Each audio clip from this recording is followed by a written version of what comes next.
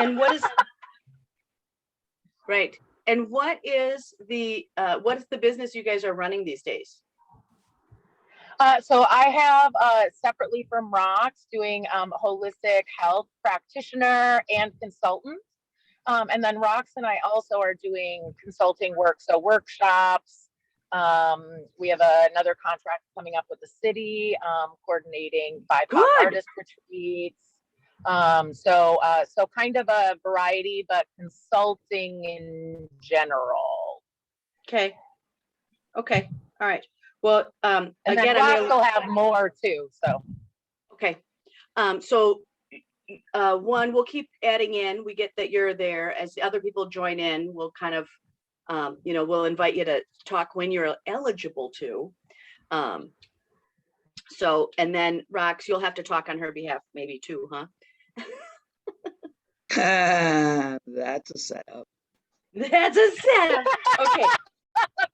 Okay. Give me before everybody else gets in here. Tell me more about the contract with the city. How's that going? Rox. We have two different things coming up with the city. One is the Trans Equity Summit, where Anna will be coordinating the health practitioner section, and I'll be coordinating the artist section. And then kind of similar, and with that, we'll be doing a kind of a separate series with artists and healers prior to and immediately following the summit. Right. Okay. Hold on, I gotta admit these other people in here. So the summit is when? And did you guys already do your contracting for them? Yeah, we're already through our contracting process, and the summit is October 3rd and 4th. Okay. Oh, good. Okay. I won't be here, but you all get to hear all the good news though. Right. So is this a contract that now is eligible? I mean, you got a big contract last year. Is this a contract that could be every year? Yeah, and I've had some sort of contracting with them in some way for the last 5 of the 8 years of the conference. The first 3 were just like straight up volunteering. Yeah, I think it's something that we could do in the future for sure. Good. And what are you hoping to get out of today?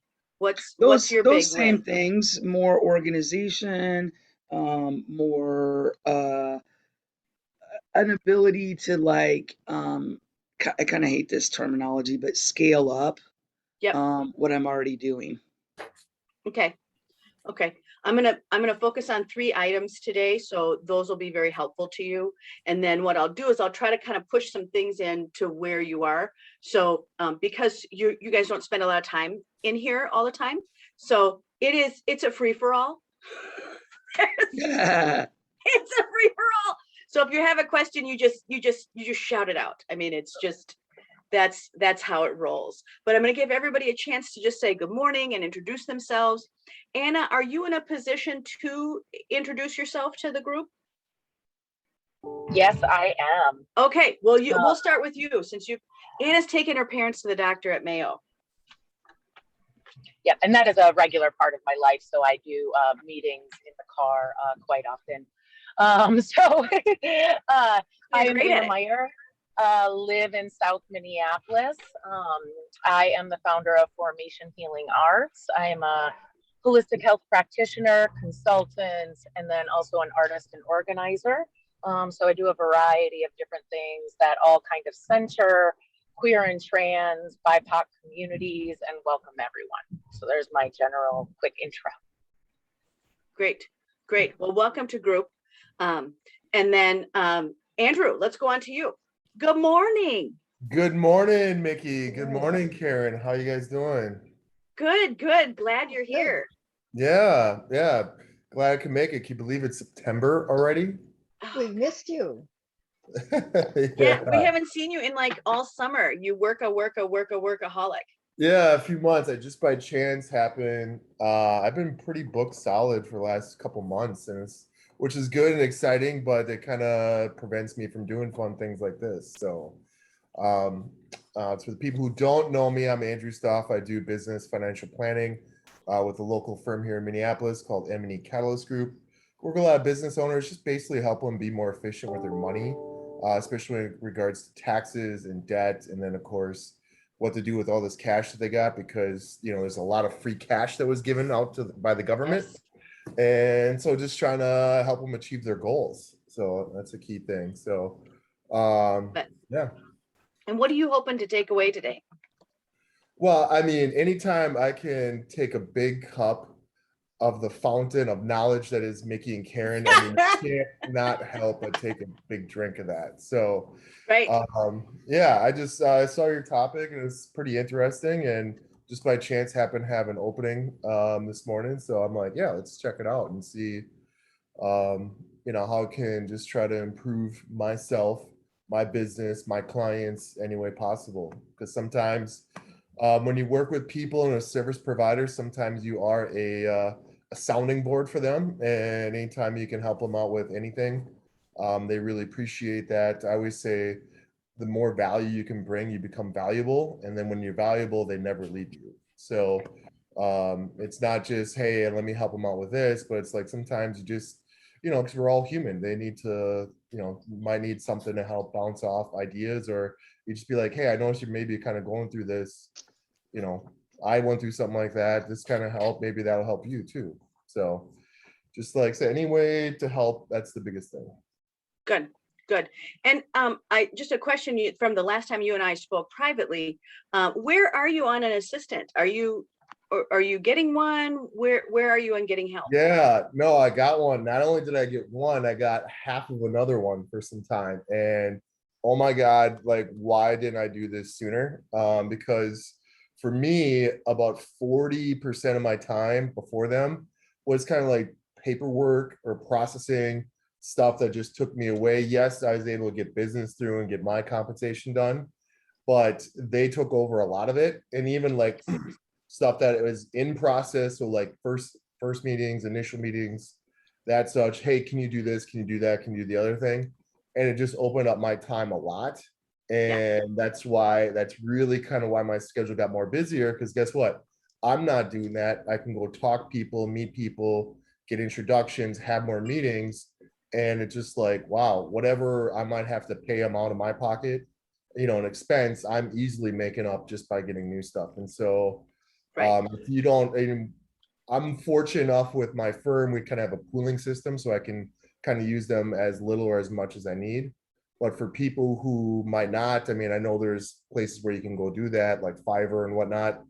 It has helped out so much. And I actually talked with one of my firm partners yesterday.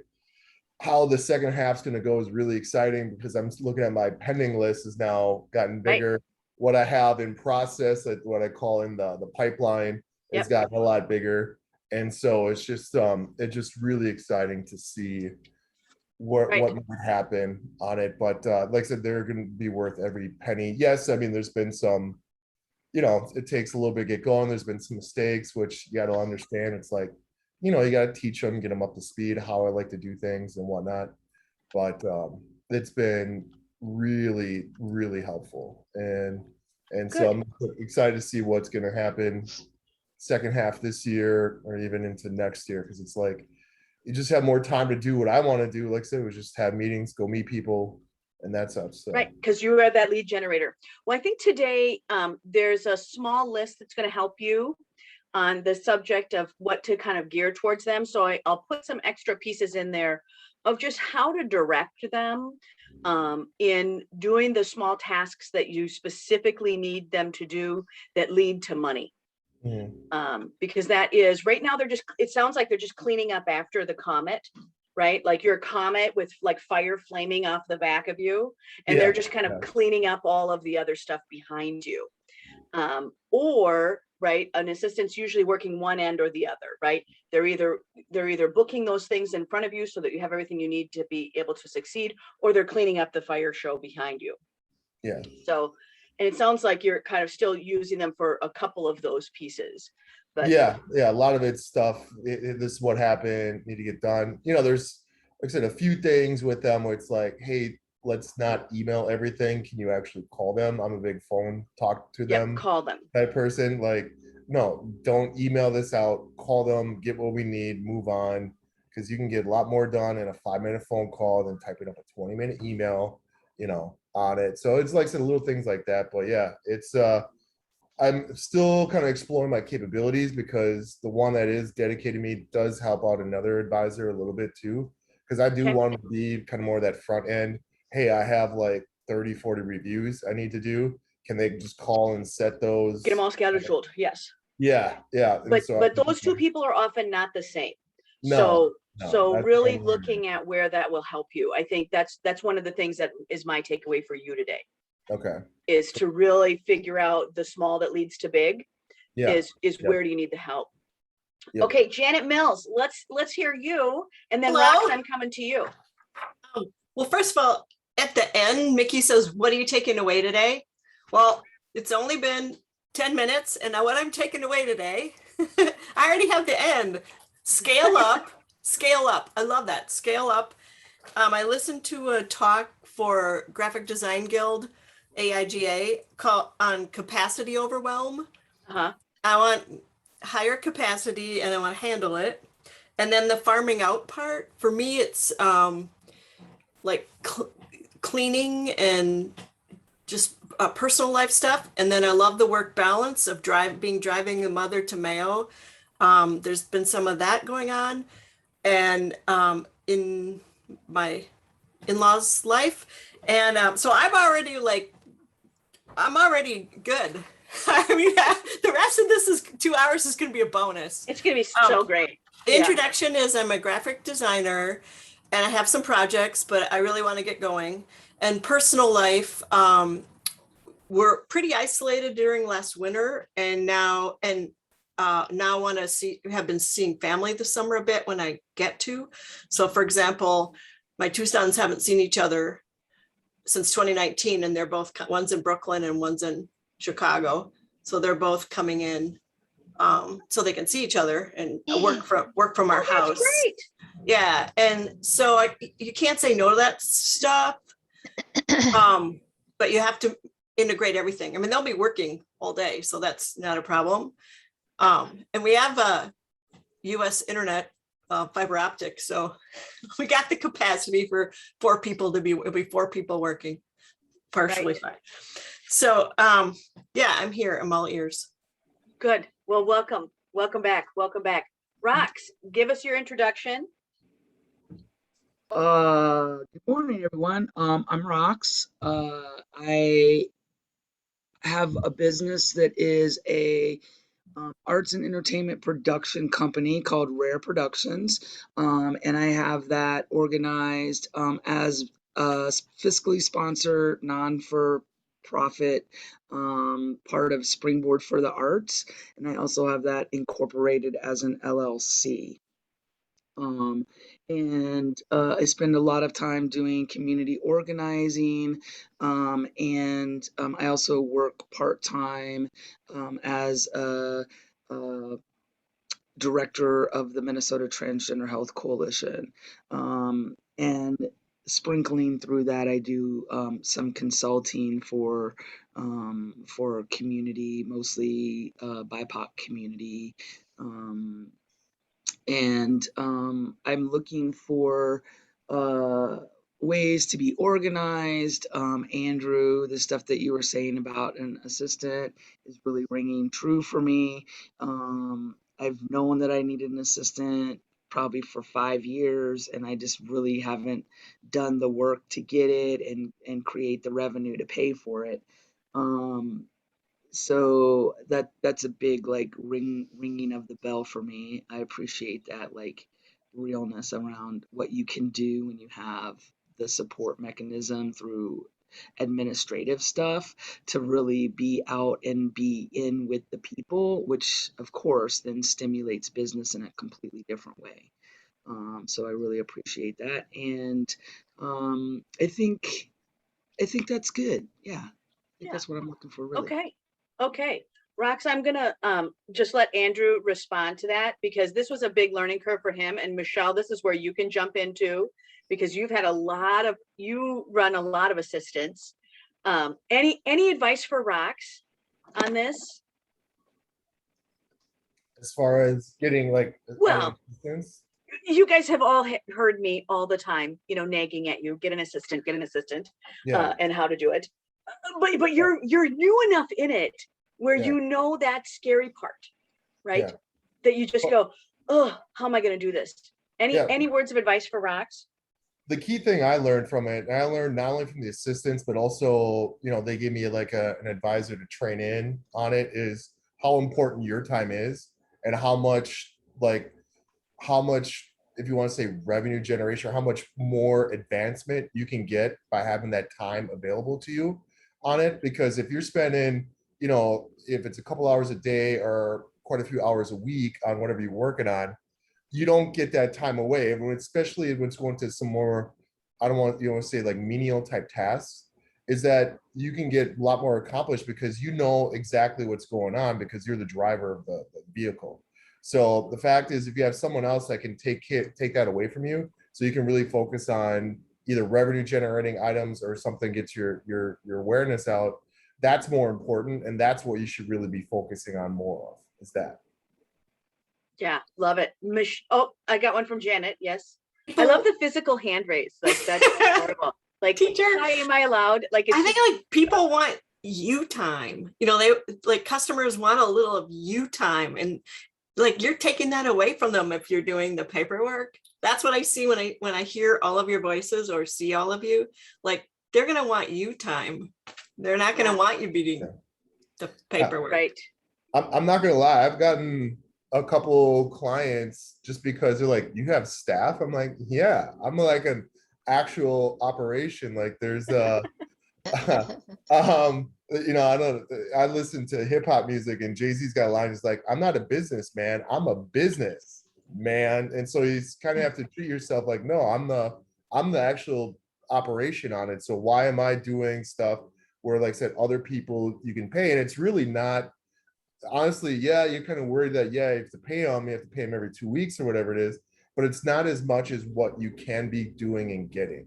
So don't be afraid on it. I mean, if you're still making a profit on it, yeah, it's worth it because your time is so important, because it's like, it's got me into other groups and meetings because I have that capability to do it, able to book new clients and whatnot. And versus like, oh, can I talk to you in 2 weeks? Like, no, you got to strike now. The iron's hot. Like you got the introduction to someone or you met someone. Hey, can we meet tomorrow, this week, or whenever? Yeah, let's go ahead and go at it because I know they're going to take care of all this other stuff. So like I said, you can focus on the most important items, which is, like say getting new business or, spending time with the people you want to work with and not bog down on things that other people can do. And that's actually the biggest issue that I see, honestly, with my clients. I've had to tell them, and I'm kind of, having to eat my own words, is like, delegate. You got to get this off your plate because your time is way more important than you think it is. Right. Rox, I'm oh, hi Kathy, good morning. Rox, I think out of Andrew's statement, what's ringing true for you? All of it. And that part about all of it. that real part about connection, right? Because we all know that business is relationship building. It is. That's what I took away from it too. Yeah. Thanks. That I think that for you, the more time we can keep you in those rooms, the better it is. Michelle, can you respond to it again too? And then introduce yourself? Okay. Yeah, I mean, I could give you lots and lots of tips, but some of the big ones are never wait until you're overwhelmed and really busy and you think you need one now, because it takes time to onboard a new assistant, and you won't be able to do that if you're already in a state of overwhelm. Another big one is to focus on things that you don't do well, that you don't like to do, and definitely things that can be done with a process. So the process is set up and the person can follow it over and over and over again. And that will reduce the amount of time you need to spend supervising and training them. And I don't know how other people do it, but I pretty regularly check in on mine until we're at a really comfortable space and ask, what are you loving most that you're doing? What do you feel like you do really well? Are there other things you'd like to learn or explore? So that I'm always in touch with how they're feeling about the work that they're doing, and that I'm providing opportunities for them to grow and learn as an assistant. And I'm happy to train people on new things or give them opportunities on new things if they want it. And it's something that I need help with. So those are some of the top ones. I love it. Do you want to do your introduction of yourself? Sure. I am Michelle, and I am a brand strategist and website developer designer. Been self-employed for about it was 14 years this month, last week. So I've been at it for a while and I love what I do. Wow. And all the transitions too. Yeah. Yeah. Yeah. You can keep going with that. That fell a little short. Yeah, well, I guess, my focus in my business really is that I love to work with people who are really passionate about what they're doing and they want to make a positive difference in the world. And I also feel like that passion is more important. That's, profit, you have to make money to live the lifestyle that you want. But the passion is more important for me. And I have systems in place at this point that I feel like my process, I can meet people where they're at and make it as easy as possible and as joyful as possible to get online, because it is something that can be stressful for people. Yeah. Yeah. And what are you hoping to take from today, Michelle? I just saw the topic quick and thought, oh, I'm always about scaling and looking for tips. Even at this point, I think there's still so much more that I could learn. Yeah. So I'm hoping to take away at least one nugget that I can easily implement that makes a difference for me. Well, I'm hoping too. And you just came out of small business cohort for the summer. Yes. Wow. Are you still reeling from that? Yeah, I feel like the dust is settling a little bit. But yes. Yeah, you guys had a really powerful group this summer. We did. And I did a lot, but I also feel like there's some things I need to wrap up. And once the dust settles a little bit, I'll be looking at those again. And I think I'm going to pick like one thing each month that I focus on outside of my daily business stuff. And so I don't feel overwhelmed, but I can wrap up some of these pieces that I still want to get done that are a priority for me. Right. And I think I think today we'll touch on that for you as well. Hey, Rox, I put something in the chat box for you. And this is actually for everyone. How do we financially build in the capacity for someone? And this is, I think, going to be solvable for you based on how often you're doing the billing for them. So in a state contract, you do have the ability to bill them for your admin up to 15%. So, clear on that. But you just do the math on how much do you actually have to have. People will often try to solve this by going, oh my gosh, that person's going to cost me $30,000 a year or something. And they don't. They actually only get their paycheck every week or every other week. So you really start to look at what do we have to have in the bank account to flow to them is actually very little. So most people don't go without a paycheck for more than 4 weeks. So that's why we just go, look, whatever that payroll is, let's bank 4 weeks of it. because that way it'll just start to flow itself out. So in your case, if you were just starting out with somebody at 5 hours a week, you actually only need an extra 300 in there before you start billing out. So there's that. Was that helpful at all, Rox? Yes. Yeah. So it in your state contracts, you can pre-put into them, but they're already an admin fee in there. So you just use that admin fee, which is 15% for the state, the state will pay for it. So there's your good news today. And that is, that was an arbitrary number, and we can talk about that offline too, but that was an arbitrary number that we put into all of their contracting. So if it's not in the clauses that you have, you go back and put it back in. I have one more tip that kind of triggered for me, that I think is really important. And that you talking about like 5 hours a week. Yeah.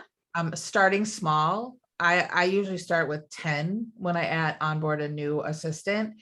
Mhm. And I usually kind of keep it about that level because I find that it's better for me to work with more of specialist than a generalist type assistant. Because if you put all your eggs in one basket and that basket crumbles, you're screwed. Everything that you had them doing is no longer being done, and you have to figure out a way to pick up the pieces. But for me, having multiple baskets and smaller chunks in those baskets, they do better at them. Yeah. And if one basket crumbles, it's not the entire back end of System, my right. admin. So I really love the idea of starting small and starting with a task, or like email marketing or social media or Yes. whatever it is that you need, one thing. And it's also easier for onboarding. So I just want that in. And I think that the easiest thing is scheduling, right? I mean, that's why we all hand off our calendars as quickly as we can. Calendars and callbacks. Kathy, are you in there? Thank you. You're welcome. Kathy, are you in there? Are you in there? I think she's parenting on top of it. Yeah, and we're still missing Sandy. Oh yeah, we have Sandy coming in, and then I got a note from Danny that says she's got to go to the dentist, and Shakina is having her truck fixed. So we're going to go onward, even though they're not here yet, because they will get. Sandy's a perfect example of someone who's taken on assistance and help.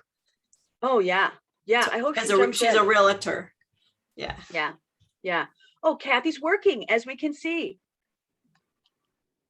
Okay, well, when you're ready, we'll share our screen now. Oh, there you go. Kathy, you want to do your quick introduction? Unmute yourself. There you go. As a brunette. You want to do your introduction as a brunette? We haven't seen you since you were blonde. No? Well, you have, but I have. So my name is Kathy Korgard. I am the owner, founder, magic of Everything Beautiful. I am a selection liaison or a designer. I assist people and homeowners and contractors as they move through the process of remodeling, helping find selections, which would be sinks, faucets, cabinets, all the things that don't move in your remodel or your refresh, to make sure that your space is cohesive and beautiful and feels like you on your best day. Well, that's good. That's good. What are you hoping to take away from today? I'm hoping to be able to be here for half of it. I feel like every time we do this, I'm like, all right, I got 5 minutes and then I'm out the door. And today's not a lot different, but I'm going to try and work and listen and still be participating. Things are busy and I am having the time of my life. Like I don't remember being happier in a really, really long time.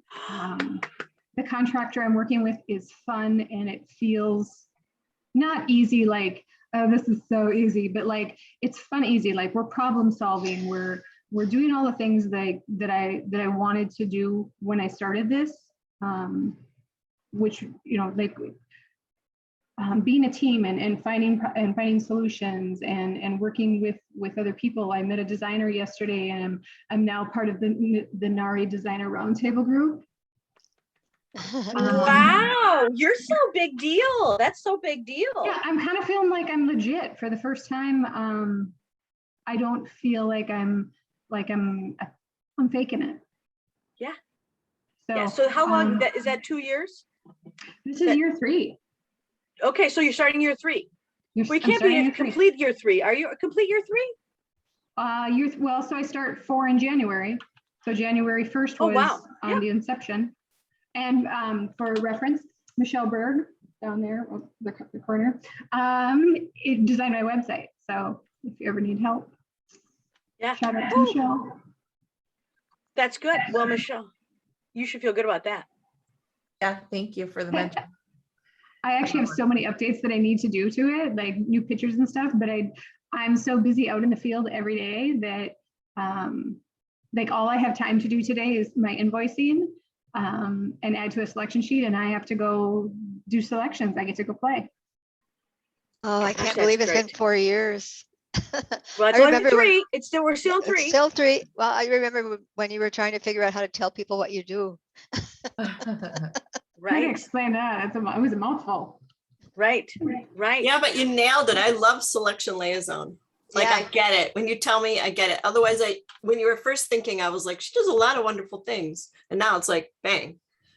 It's Selection funny, I just had a liaison. client who said, I looked at your contract and I feel like you're doing all the stuff that's in your contract, but you do a whole lot of other stuff that I don't know that I feel like is in here, but I'm glad you're doing it.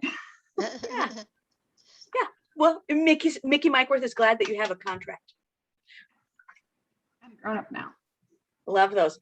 Karen, any introduction? Anything new going on? How are you? I'm good.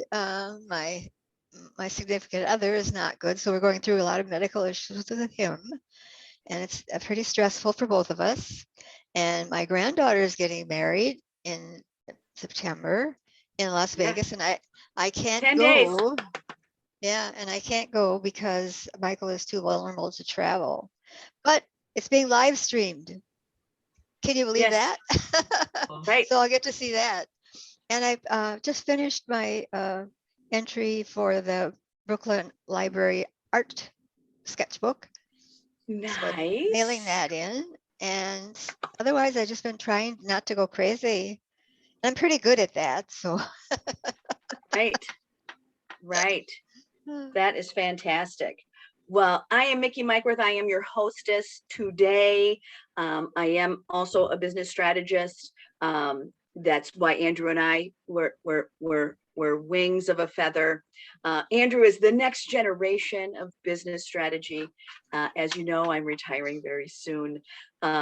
So we also have this item behind me. So those of you may notice that those are my husband's company, Match Bar. Our big news this I have 2 big newses from Match Bar, which is one, they're on, we got to have our first sale on Amazon right now, 25% off. You can just have it sent to your house. That's big. And we also just got on Zulily. So we had our first Zulily sale. So that was a big deal. So more to come. And then in my own life, right, my niece is getting married. That's exciting. As you may know, my father passed away at the beginning of the month. So we have a funeral for him. So I'm gonna get to see my whole family from everywhere. Between a wedding and a funeral in the same month, we all go, right? And then I'm in my travel away next month. So every month I live somewhere else in the world and work. And this year I'll be in the state of Washington. So I'm kind of excited about that. But you'll all still see me because I still work while I'm gone. I'm not that awesome. But actually I like working. So I made it that way. Today as a topic, I think you're going to really like. Every single person that's in here. I kind of know you a little bit and know where you've been and know your story. So I think there's something to benefit every one of you. And boy, do I never know what it is that you're going to pick as your thing, because as we go through, everybody learns something different. So small leads to big. It doesn't mean that big doesn't need to be there, but it's really focusing in on how to get to that bigger goal. All right, how do we build the small parts first so that you can kind of focus on really the important part that you have to have. Most people, I thought of you when I did this slide, Kathy. Most people are choosing their business tasks like they choose a paint color, right? That they're just kind of going, what's on their mood board, right? Oh, well, what do I feel like getting done? Or what do I have to do? You really do need a plan if you're going to build capacity, or if you're going to avoid what Janet was talking about, which is capacity overload. Or being overwhelmed. You need a plan, and you need a plan to secure these little tasks first that lead to the big deal items. So we're going to have a couple of hacks today, right? And hacks are always these kind of improvised solutions that kind of help you go through a problem. Like the hack we just put today was, right, here's the amount of money you need on the side to be able to hire somebody, right? Or here's where we place that person so they can move faster and you can move faster. So, we're looking for these improvised solutions. And when I look at a hack, it's not to shortcut something, it's just to say, how can we make this go? How can we go against the limitations? How can we outsmart this? Frequently, when oh, and Andrew's got some advice on the side. Good. And you guys can put chat in the chat box as we go. That's always available. You guys have a lot to share. But when I look at outsmarting, it's also the secret that you can take with you today is, again, right, as soon as you have something that's becoming an obstacle, is you really just look at it and go, oh yeah, I can outsmart this. And that's really what you're hoping to do, is to outsmart it. When you look at the way that most people are saying, they're going, oh, hey, you got to have vision. You got to have vision. I 100% agree. That is not the goal. But it is when you start looking at how do you actually do that, right? How do it? And it is that these smaller tasks are what are going to lead to the bigger stuff. So working your phones consistently, right? Meeting with people, having them on the board, making sure that you're doing things before you need it, training people as you go. For those of you who are new to having assistants, this is where you really have to focus their energy, is on what are the things in those small growth patterns that will allow you to grow at a faster rate. So how do they get you into the rooms that you need to be? How do they need to get those meetings with the people that you need on there? How do we get them to do the smaller tasks that lead to the greater outcome? So if you are somebody that needs funders, right, that's really where we're going to have those people working, is getting those funder meetings on the table, and to do these types of tasks that will help you. For those of you who are selling things, it's really focusing on how customers can buy from you easy. I always use Amazon, love them or hate them, but they have spent bazillions of dollars on how to make it easy to have the buying process go through. Michelle, you'll probably have a lot to add on this part of the topic, but remember, you're going to have to kind of trade in the way you think it's supposed to be done and bring in this new mindset, right? Of we're going to improvise. We're going to improvise to outsmart the limitations, right? That's what you're there to do, is to outsmart any limitation that is there. I don't know how many of you spend a lot of time at a spa. One of the spas that I work with is a really, really, really high-end spa. And one of the things that when we train their staff is we really remind them that the point of the experience that they're selling is to create a love of product that they buy when they get home. So when you look at that, we're looking at why did we pick that candle, right? Why do we still burn a candle when we're giving you that experience?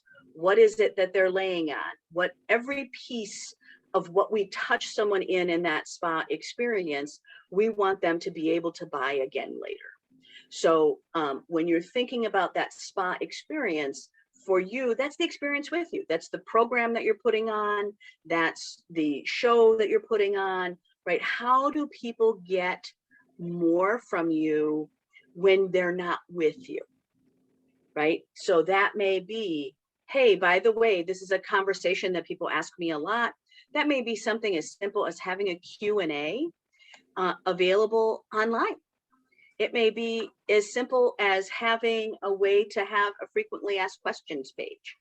It can be as something as simple as here's the tools that we use a lot, right? Here's the introduction to QuickBooks. There's so many pieces. Or how do you start laying something out? What's the starting point? So when you think about that spa experience, it is an experience, and we've talked about this in the past in other classes, right? We're here to have an experience with you. And that is the love brand, right? That's why we love to do business with you, is because there's something that we're not getting anywhere else.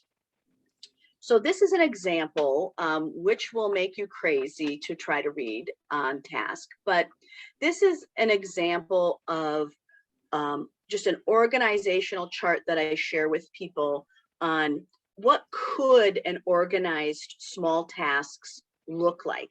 How would you start sharing these with an assistant? And so I start looking at them. On the far left are annual tasks, right? These are the things that have to be done. So Andrew, for your people, right, it's really looking at what are the annual tasks that have to be done, and then having it so that those assistants are gathering the right data for the file. You have a thick file, so they need lots of information. When we start to look at, again, social media posts are on Tuesdays. They still are, it's still the time that people are loading in.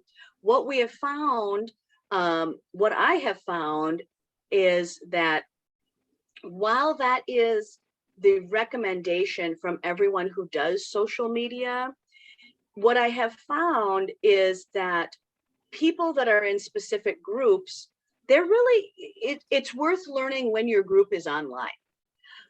What is very interesting for me is that I'm, I was born in the dinosaur age. So I remember when they invented Twitter. And when we first invented Twitter, and I was doing Prosperity Habit on there. I still have Prosperity Habit, but the vast majority of our people were in a different time zone. So had I used what the social media gurus told me I should do, it wouldn't have worked. So it's, again, right, really looking at when are your people there, and that's having someone go in and check, right? How are you communicating with them? When are they there? Then, you really are looking at, right, green tasks are around money on here. So that's banking, bookkeeping, things like that. One of the things that Kathy brought up was she's got to do billing today. So it's getting that on the calendar, right? Pink tasks are media, blue tasks are business building, orange tasks are really looking at maintenance and office tasks. And black tasks are really overflow, oversight, right? Workflow and operational tasks. So sometimes in a day, we're categorizing them into these smaller items so that we can kind of make it function. So that you can kind of decide. If you have them all as one set of tasks, it's super annoying. There's just so much to do. So this is an example. Was this helpful to see it outlined this way? Anybody thumbs up, maybe? I'll let you respond. I'm seeing some yeses. The other thing as we go to small leads to big is I actually have to kind of reprogram your brain to be able to toss out the tasks that you aspire to do because you think that makes you a better business owner. We have to throw out all the aspirational tasks because they don't actually build an empire. We need an empire that flows with cash. So I agree. Does the desk need to be cleaner? Sure. But that doesn't actually pave a way for new customers to find you. That's not the same as, you know, having a face-to-face meeting. So I want you to just empower yourself first and foremost to throw away these aspirational tasks, because we're going to focus on, right, money, money in the door. So when you start to look at the small tasks that I want you to start aligning to, it is things that are going to do these items: money in the door, bringing cash, morning rituals. For those of you who have a morning routine, it is beyond critical. It is to know who you are first, right? It is to create action lists. I'm going to give you a secret tip on the second brain, which is Michelle has had this summer. Michelle, I'm going to let you chime in. How helpful was learning about the second brain this summer? It was very helpful. I feel like it allowed me to first and foremost clear out a lot of stuff that I was hanging on to that wasn't really necessary. And now I look at filling that second brain in a totally different way. Yeah. So I'm going to introduce you guys to the second brain. I will bring the second brain back in 2022 so that I can throw it at you now and we can all come back to it in 2022. But again, these are the tasks that we're looking for, right? What are the client service items, right? Staffing with direction. And here are the other pieces that I'm going to really encourage you to know in those small tasks is you need to know your statistics. Whatever are the stats, you need to know them because they need to be measured. And we're going to have staff measure those. So if that is how many clients are we seeing, how many phone calls, how many follow-up calls, whatever that is, you got to figure out what the stats are that you need, and we need to start tracking them. I'm not expecting you to do that. I'm expecting your staff to do that, but I'm expecting you to lead your staff to do that. When we look at the large nonprofits, we had a lot of social change last year. So all of those change agents that I worked with last summer when the world was in chaos, that was critical for us to be able to pile off what were the stats, what did we need, how many people on the street did we need, what were everything. So knowing your stats is critical because you're going to need that in every conversation. Oh, well, I'm servicing 50 small businesses this year, or it takes me about 45 minutes to do that onboarding phone call, right? So knowing your statistics, it may be around time, it may be around expectation. Kathy, you and I have talked about stats on client relationship time a lot, on how long should it take you versus the other. And that was one of the things that we really did early on, is roping around time. Now that you've built capacity, are you glad you did that? You got to unmute. Yeah, I do think that I'm not always good at following all of the rules and all of the processes, and I kind of just let the energy lead me. Yeah. But I definitely think that knowing how long something should take helps me wrangle in things when they're getting big. Right. And giving your customer that expectation, right? Of letting them know this should take 10 hours, but if you're changing your mind a million times, you're going to end up with 20 hours of billing, right? So like, here's how we help you, right? Here's how we help them stay in their own time management. And that also helps when I have to bill those hours, and then I don't feel afraid to say, well, I'm sorry, but you changed your mind 6 times. And like, you know, that conversation doesn't actually happen, but that's a conversation in your head as you're sending out that bill and you're like, this is twice what you were planning on. Right. Right. Right. Andrew, you don't bill per time, do you? You build on an overall contract? Is that Yeah, I right? mean, I estimate how much time it's gonna take over 1 year, because all my contracts are 1 year. But I don't track, I'm not an attorney. It's like, oh, we just did a 10-minute phone call. That's gonna go to your hours. Like I said, I just estimate it. But if it seems like either A, I spent way more time than what I estimated, or B, maybe not enough, I adjust it then on that year-to-year basis. So like we got some renewals coming up where I'm like, I spent twice as much time as what I billed you. So guess what? Your renewal is going to be a little bit more. But then I do have a handful where it's like, well, yeah, we didn't need to meet as much, so I'm just going to lower it down. But that, that's helpful. Like I said, that for, me, Mickey, is, just getting through compliance, I have to treat everyone the same. So that's Yes. kind of the way I have to do it on my end, is then that's kind of the method that we go with. Yeah. So this is where the stats are going to be really helpful by matching your calendar to the time. And that's where assistants can really help you, right? You're 18 months away from not being able to fly by the seat of your pants on that anymore. Yeah. That because you'll hit capacity even with an assistant. Yeah. Well, that's it. I mean, the one thing I would let people know, because it seems like most of us are all basically small business owners. Yep. Is when you know your stats and then kind of goes into, what your process is, it comes across that you're way more professional versus someone who is just kind of on their own. Because like I tell people, like, all right, yeah, this is how it works. This is the steps we're going to have. This is how the process goes over next year. And they're way more impressed versus someone just say, yeah, let's maybe get back together in 2 weeks. It's kind of like, right. Well, who do you want to work with? Do you want to work with someone who's just kind of like gunslinging it, or someone's like, well, no, this is how it works. This is our meeting. Our next meeting's gonna be about this.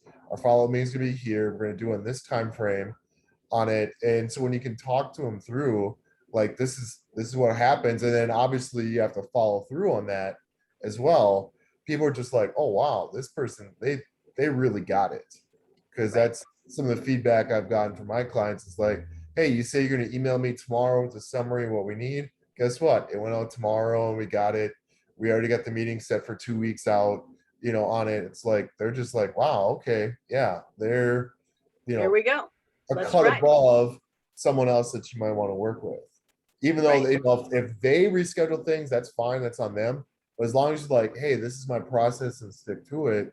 Like I said, as Mickey says, knowing your stats, it's like, then people are like, wow, this is like a legitimate business. This is like an Amazon, even though it's just maybe you or you and one other person. So Right. And I think that's a valuable tool for all of you who have follow-up work. So if it's a client that you're going to see again, that you are looking at, right? Anna, I think this would be you, that you need to see them again. Right? What are the goals that you have for their care? What are the times that they need to be set? How often should you be seeing them, right? Knowing your stats is really helpful. Yeah, and it's easier to get like introductions to other people, because it's like, wow, this person was professional. They just guided me through the whole way. Hey, you know what? You can even if you have to ask them, sometimes they might just come out and say, hey, wow, this has been great. You should talk to a friend of mine. Perfect. But it's like, because now they know that person knows how you work. And so they can just be easier for them to say, like, oh, wow, you should talk to my neighbor, my friend, my coworker on this. And it's just like, yeah, what's the process like? Well, you just saw how it works. So that's, for you to market and get your own business, it's great if you know exactly, okay, what steps we're going to do along the way. This is what it looks like. And so they can just be like, yeah, you should talk to someone else again, versus kind of like, if you're not really sure what you're doing or you're not very consistent with how you are, then it's like, it's kind of tough to be like, well, yeah, we met with him one day. We didn't talk to him again for like a month or two on whatever it is. And it just kind of gets off track then. Yep. Staying consistent. This is also helpful. Rox, you have an event that you do every year. Are you still doing those annual events? Yes. Yes. So you must have built a system of when you have to start planning for that. Yes. Okay. And how long how long did it take you to build that kind of, here's what we do month to month until we get to that event? Well, some of the biggest event is done in partnership with somebody else. So they have the platform already. And we literally start meeting the next month after the event, right? The event's in June, we take a month off in July, and then in August, we start planning for the next year. Right. And in that, what are the things that, now you've been doing that for how many years? 20. Right. So what is still missing 20 years later? For me, what's missing is our own process. So for example, this year, they hired an entertainment director. All contracts and W-9s and stuff were supposed to go to that entertainment director. So I work with my artists, tell them to send their stuff to this other person. So on the back side of that, when it came time to pay out, all of a sudden nobody can find the W-9s. Right. And that puts me in a really weird, messed up position, because now I have to go back to artist and be like, sorry, can you give me your W-9 again? And that dissolves trust, because hey, I just gave you my social security number, my address, and my signature, and now you telling me you can't find it? Right. And so for me, what's missing is our own process. I want to be able next year to collect all of our contracts, all of our W-9s, and have our own payment line so that we're paying out all the artists from our stack instead of the other party's stack. So in that contract, the original contract, again, we would have added that 15%. So we would have added that 15% in the administration fee to be able to do that. So all of the artists that are coming through you, we would have added a 15% fee that the other production company would have to pay. So that's where contracting can help you. I think VJ's in. Are you in, VJ? I am in. How you doing, Mickey Mike? Work hey, how are you? From Texas, baby. Sending you Texas love, baby. Big love. We're so glad to have VJ you. Smith? That's VJ Smith. Oh my God. Who is that? The one and only. So he has so many people he touches in the world. He would probably Here, never hold on. remember I'll me. stop But the share and we'll just let VJ enter the system here. Whoever you touch remembers you. So. Oh my God. Thank you so much. You are so wonderful. I just came on because I had to. I'm a little late, but I'm so glad to be on. Thank you very much. Love you. Good job. Are you going to stay? Do we get to keep you for the whole meeting? I'm gonna stay with you. Good. VJ, do you want to just quick introduce yourself to the group and let everybody know who you are, what you do, and your new life here in Texas? Yes, ma'am, I sure will. My name is VJ Smith. I'm not coming on camera because I just got the text and I didn't comb my hair yet, but I will and I'll come back. But I just want to say that I am now the CEO of Hope Dealer International, which is working on projects in terms of consulting around crime prevention, intervention, and other business opportunities. I'm really, really excited about the work that I'm going to do here in Texas and around the country, because eventually this is going to be an international project. And so as I retired from Mad Dads, I moved on to do something different in my life. And I've been excited about working with Mickey Mikeworth. And we've had some great cohorts that we work with. So I just wanted to come on and tell everybody, hey, this is a good place to be with Mickey. She will take you far. Yes, she will. Now, and you were also part of summer cohort, you and Michelle this year. You guys are, this is your first week off. Yes, first week off. So I guess I'm still addicted, and I seen an opportunity to get another shot in the arm, and I'm ready to go at it, Mickey. Right? All right. Well, welcome back. Welcome back. We always love having you. Okay, I'm going to go back to sharing my screen in class here. So again, our topic is small leads to big. And we've kind of walked through some of these other slides. VJ, I'll review them again so you get a chance to look at the ones that you weren't able to see earlier. Okay. But we're going to kind of, the piece that I want to kind of give everybody is you've got to take away the gamble part of your day, right? And that means that you've got to load those daily decisions right away in your morning that need your full attention. And that's really where we're looking at these top 3 items, right? Growth of income, distribution, and client access to buying. So when we start to focus on just those 3 things, not all of the other stuff, this is how we build capacity. So when you as the leader, those are the only 3 things that we're going to be focusing in on as you grow. That there's a million tasks that need to be done, but the growth of the business itself, this is all it has. That I don't, if you're spending all of your time doing the things that we could have given to the assistant, we actually missed the capacity portion of it. So these are the pieces that we're really focusing on your full attention. You as the CEO, right? The growth of that income, the distribution of your product, and that client's access to buying.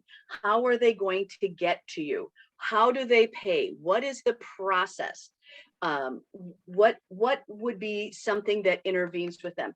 If any of you have noticed that now you can, when you're buying online, you can just order it as a subscription. If you need cat litter, they know you're going to need cat litter every month. They'll just send it to you, right? If we know you're going to need stuff every year, we just make it an annual event. So if we know we're going to need a W-9, we're going to automatically do that. If we know that we're going to have relationships with our artists and others, we just do it. Because those are, right, the pieces that make our capacity grow. We have you on file. We can actually sell you out to many different places. So when we look at that digital home of your business, Michelle, you can probably speak to this too, but again, most of you are having that first introduction to you and your brand is going to be online. Because we live on our phones, we live in laptops too, but the vast majority of people are switching to their phones because your phones are kind of awesome these days. And the most amount of apps, things like that, they aren't making them for laptops anymore. They're making them for phones. Some of the larger companies, they aren't even building them for laptop processes anymore. So they're really focusing on what is your digital home of your business, not the brick and mortar location. So for those of you who have an actual store that we have to go into, right, we're using digital to bring them to your physical home. But I want you to focus in on that digital home. How are people going to be with you? And what is it that you have to do to be able to allow clients to do business with you? That may be intake forms, that may be frequently asked questions, that whatever it is that will help your client do business with you. It may be explain your process, it may be see what a simple contract looks like. It may also be to see how does it work for other people. So think about those. The second is the interface, right? What is it that allows customers to buy? Can we give them an online billing system? Can we bill them the same day? Do we bill once a month? Do we physically take a check, right? What are the interfaces that allow people to give you money? And to make that as easy as we can have facilitate. Can you take a credit card? Are you going to Venmo me? Do you need a contract? That sending someone over a contract, that was one of the things that I said to Kathy was, I'm so glad you have a contract. Because that's really what, where we have to focus. And then it's really looking at how you know if you're making a profit, not just a sale. So when we start looking at those pricings, Andrew, your pricing now will need to have an administrative fee added into the actual cost for everyone. So it may be that you're not this much an hour, you're this much an hour, because we're just going to accommodate what that price is. So when we look at my hourly rate, I automatically know that I need administration fee in it. So I don't expect to take that administration fee out of my profit. I expect to add it into the contract. So if you're not adding administration into your contracts for whatever you're doing, you need to. And that's a classic 15%. And that is, there's been a lot of thought around that number that we've done both with governmental agencies and with just small business, that it really is about 15%. So those are the three pieces that you're going to see me really focusing in on today.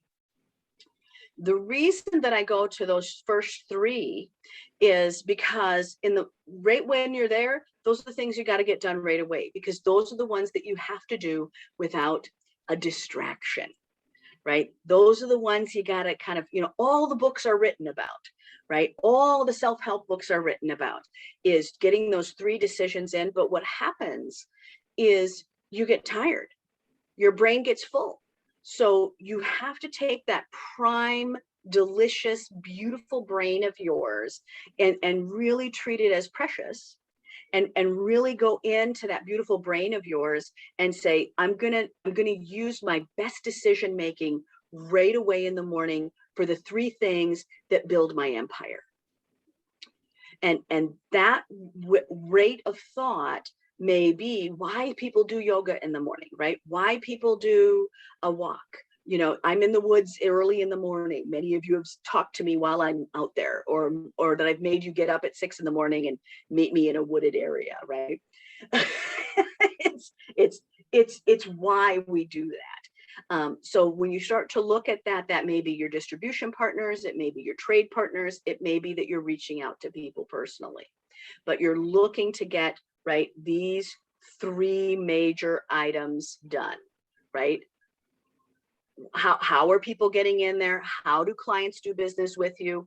And that digital home for your business may be your social media page. It may be something else. You may be able to have somebody else do that interface for you as their first task of the day. And then you can kind of pull down into your other pieces. So those are where we're at in the very beginning of your day. Use the pieces of being human to give you the reassurance that you need, right? Use that fact that people get tired by noon. If you're hitting it really hard, you're going to get tired. Your brain gets tired, right? That's why sometimes people just, they need to take a walk outside at lunch. So one of the things that I remind people of is that frequently they're building something. I will tell you that 50% of the time, when someone is struggling in their business, it's not that they have the wrong product, it's that they have the wrong partnerships selling the product. So when we look at, it's not working. Well, it's not working because the product is failed. If we look at something as simple as a pair of earrings, right? It's not, the earrings aren't flawed, they still work. But you may not be selling them in the right partner. And that partner may be the media that it's represented in, the place that it's being sold. So we kind of look at it in a very different spectrum, right? Of where is it? And Karen's added a tip here. Karen, you want to give us what the tip is that you just added in? There's a lot of information about that second brain out there. And the Forte Labs is the one who kind of, it isn't exactly invented, but they're making money on it.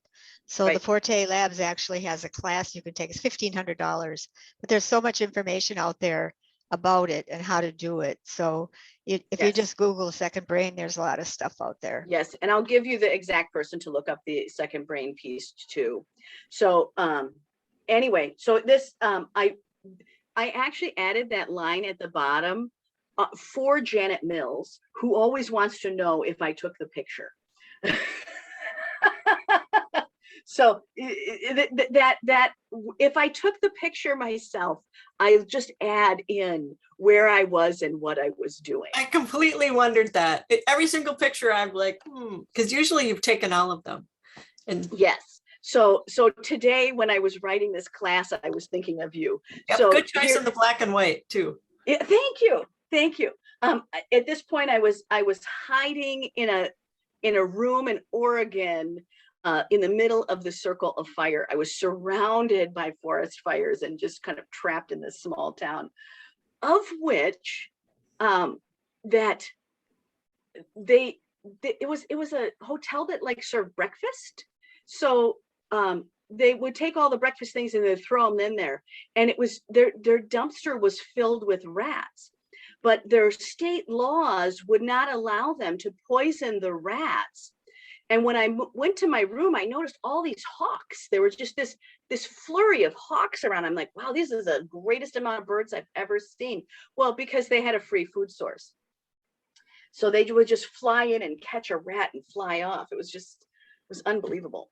So there I was hiding in my room. So where are your customers buying now? What does that shopping cart look like, right? How are they shopping? Are they not even shopping? Do they not know how to buy from you?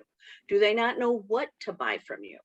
And I think when I look at this, I think both Anna and Rox, this is going to be a really great slide for you to work on, because it's really looking at, right, how do they buy from you?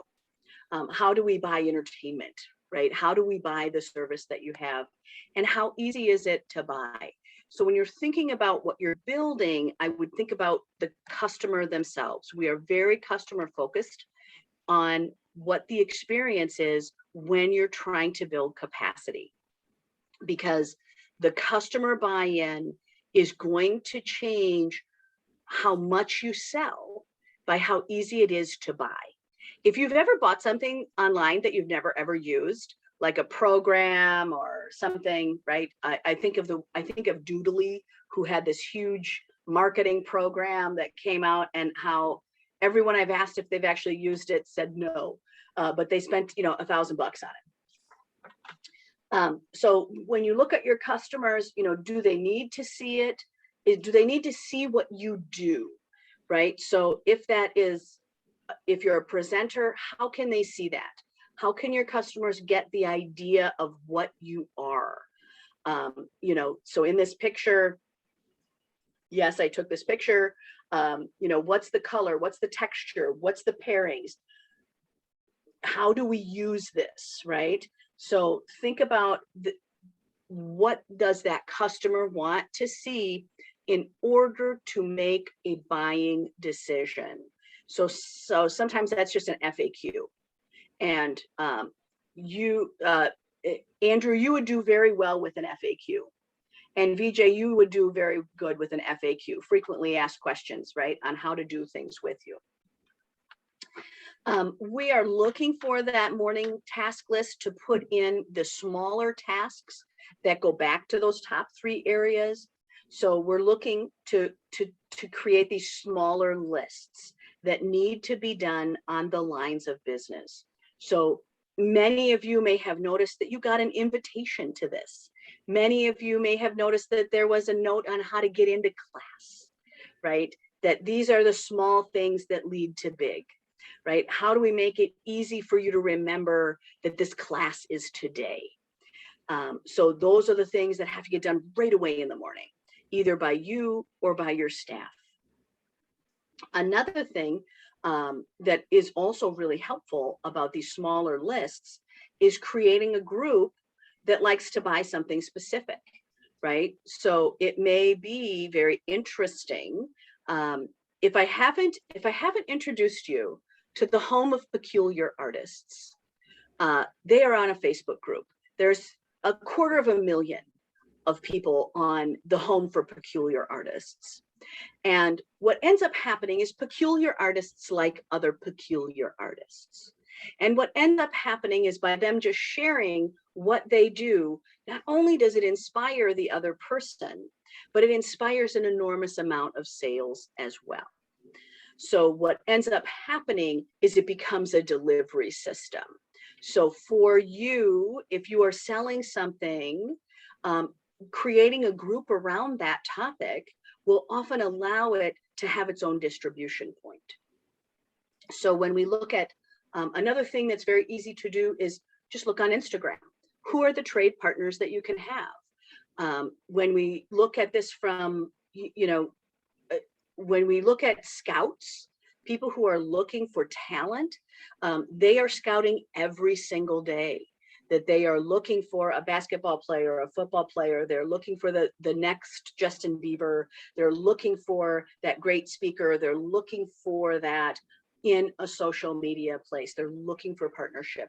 And now we have an enormous amount of people who are, selling product online. So whether that be lipstick, whether that be, anything. So Instagram is yours. If you do not have a plan for this, you will want one. Every year, you should be shearing off some capital to work on your sales capture. That's a piece of language that you should be looking at, is what is your sales capture? When I am looking at stats that I'm looking for somebody who's trying to build capacity, it is to say, what's the sales capture? So meaning that if I put you into a business with somebody, if I put you in a meeting, how many times are you actually closing that sale, right? How many times is the language that you're using actually capturing that sales? All sales funnels are really there to understand what's the capture, right? Not just the click through, but what's the capture rate. And so when we start to look at this, that's what I'm looking for, right? We should be shearing off any of the capital that you're making so that we can make an investment to grow that. So if you need a new sales funnel, if we need to invest in something that is an online tool, if we need to invest in staff, that you're just doing that. Now that number is different based on the businesses that you have. The least it should be, the very least it should be, is 1%. And when I say 1%, I mean 1% of gross. So, it's not hard to think of. It has to be something. So it's not really just looking at a marketing budget. I'm not saying, hey, this is how much you should put in marketing. I'm very specific on what do we need to do to get to sales capture. So I'm going to go back to that slide where we started, right, on those three things right here, right? We are really, sales capture is going to be somewhere in one of these three things, right? Interfaces that allow customers to buy, or it's the way that they're coming in, right? It's the digital introduction of how they find you. So that's where your sales capture is going to come from, is how do we get that? How do we get you in the room? How do we get you in with those people? Who are the people? What's the list? Do you have a top 50? Who should you be talking to, right? We're looking for those that sales capture. And again, this one for Janet, yes, this is a picture I took. Now, this is a crazy goat that can eat, they will give you a pudding cup, like a Jell-O pudding cup, and you can just hand the whole pudding cup. This goat will open it with its tongue and eat the whole pudding cup. It was crazy. It was crazy.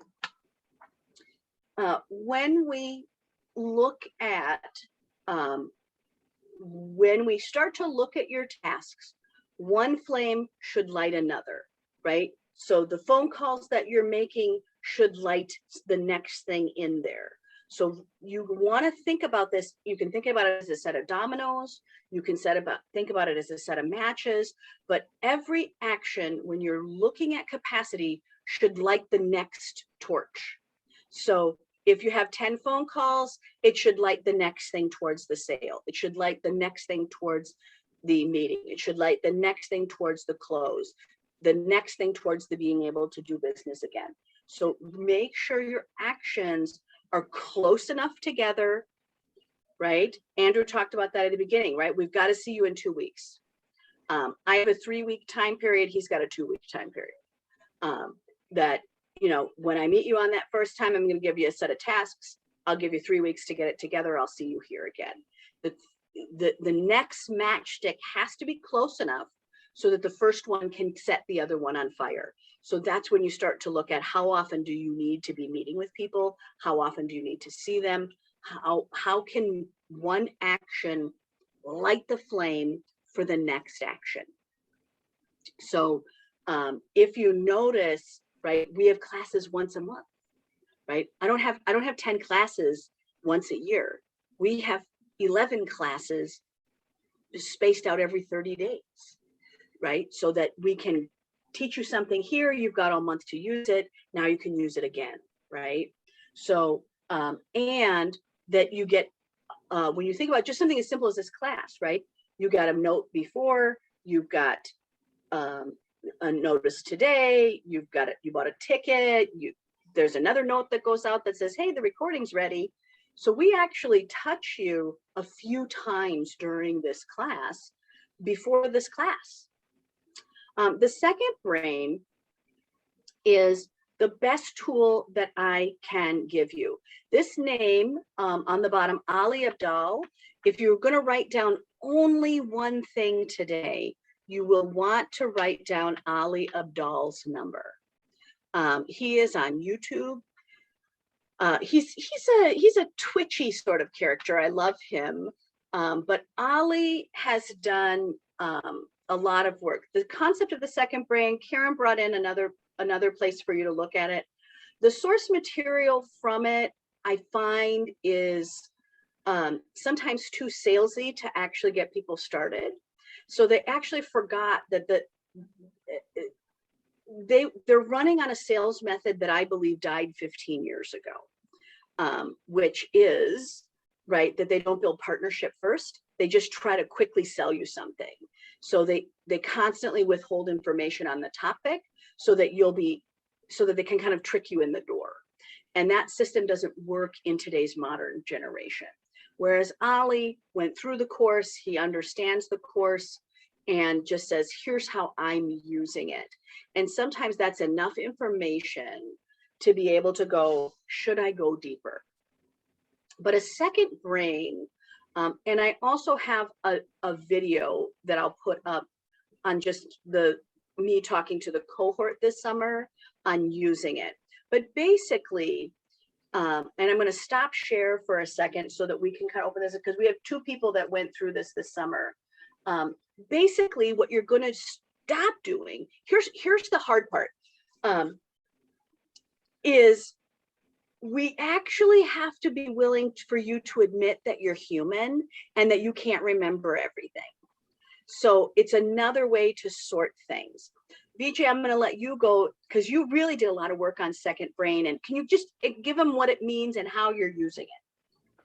Well, you know, I just thought it was phenomenal that you can take all the information that you have and not worry about keeping it in your head, that you can actually organize it and put it in a system so that when you need it, you're ready. Now, the second brain is all about saying, hey, I got another thing I can do besides worrying about this brain.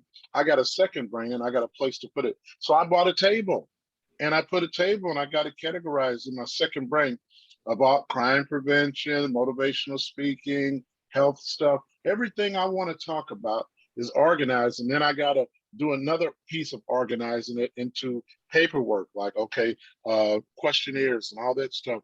And I found all that. And it's so exciting because when you think about it, all of us got all this stuff, but it's in a place where we can't really use it. So take all that stuff, put it in a place where you can get right to it. So when somebody says, hey, can you talk about that? You bet I can. I can talk about it, and I talked about it for hours, not only for a 1 hour seminar, but I can do a 3 hour, I can do a 6 hour, what you need, what you want.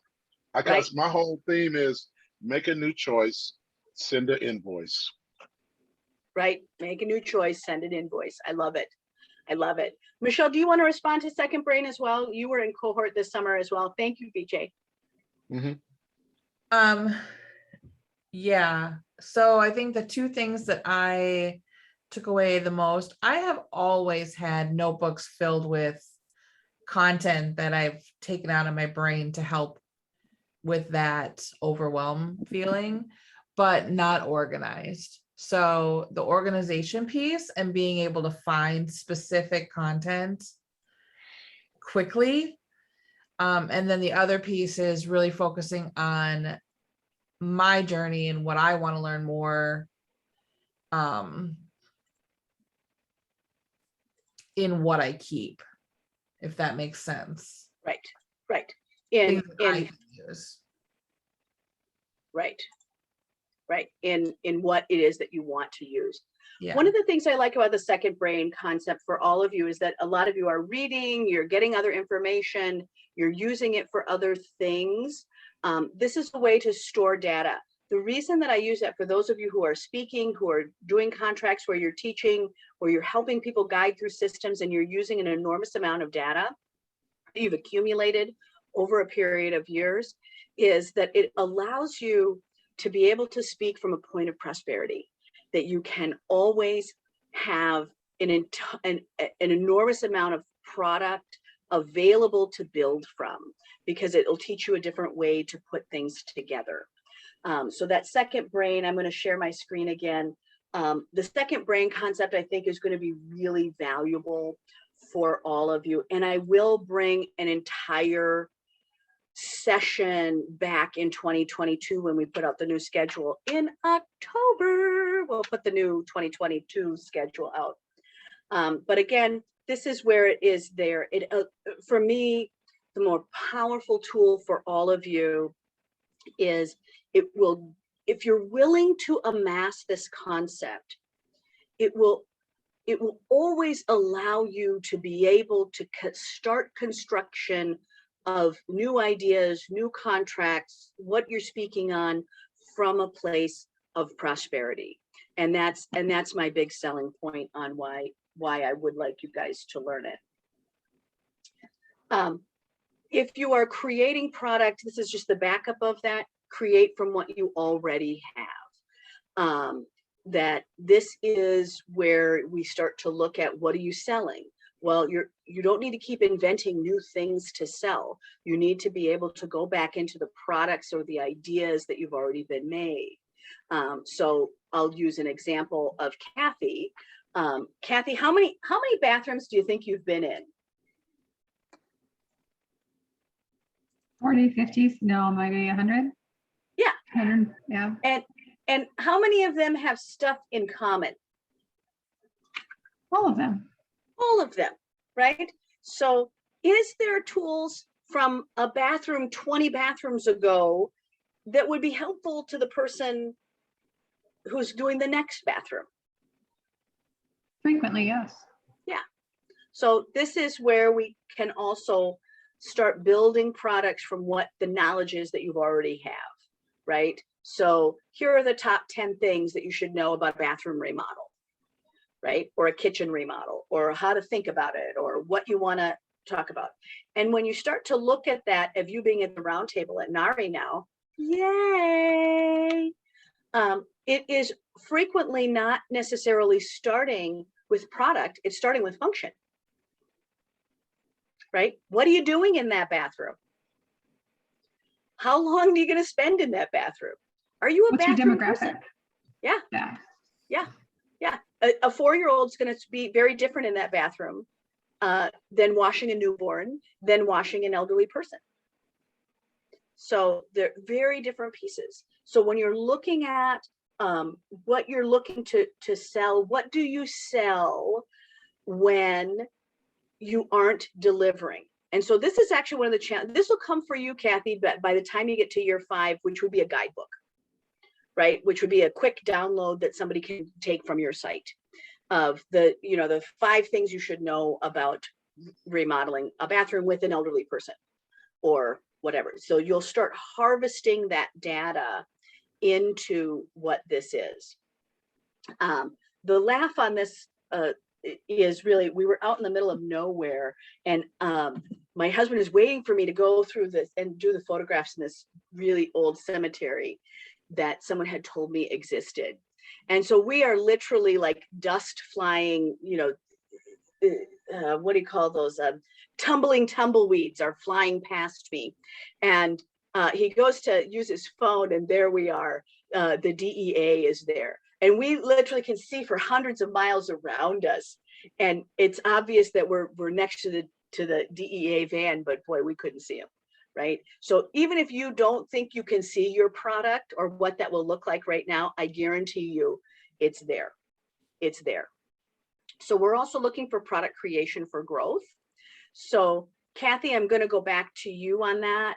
Again, is right. You now have the ability to work not with, you can work with people online, right? A lot of what you can do wasn't available 5 years ago. So being able to help somebody with curation, you don't have to limit yourself to this demographic, to this market. So when you're looking for product creation, right, it's for growth. So how can we grow in ways that will allow other people maybe to white content your data, right? So that they can, that you could make the first thing and then they can sell it as their design firm, or they can use it in another way.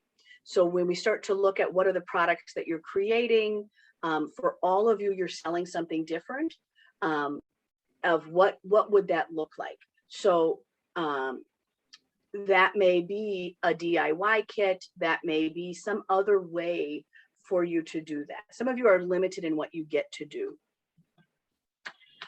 Like Andrew, who has licensure, right? Compliance loves to just breathe all over you. It looks like Andrew's hair isn't moving, but it actually is, because compliance is breathing on him 24/7. There's always a little bit of compliance. Just they know where you are. They are the DEA van of the world. So when we look at curation, I want you to think about really opening your mind to who would enjoy the work that you're doing. I think for Rox, I think this is going to be really important for you.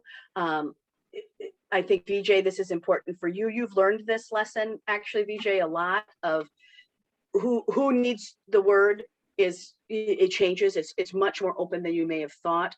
But when you look at that curation, I would think about it is understand how they would access you and why. Why would that be interesting?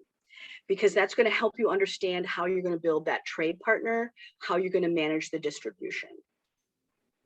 Because that's what we're going to focus on, right? We've only got 3 things, those big 3 things. For those of you who are selling a physical product, so this is one we learned actually through the pandemic, was we had people literally delivering earrings across town to keep their stores open, right? That when you are looking at, and at Pinterest as well. So when we start looking at the platforms that you're utilizing, you're going to utilize them as a storefront. So even though they're going to lead back to your main site, right? Because you have a digital home, that might be www.u. So when you start to look at that, these other platforms that you may be selling product on, right? How does the click-through work? How are they going to be able to buy right off of Pinterest? How do they buy right off of, how does a shopping cart work? How do we actually buy from you? And when we start to look at putting product on multiple platforms, how do we know when it's sold, right? How do we link it back to the original cart? How do we get people to your main homepage so they can see the other products that you have? So when you're starting to look at the product that you have, think about the platforms. And what those platforms do is it becomes not just a single multiplier, it becomes 1,000 interval multiplier because of the keyword search opportunity.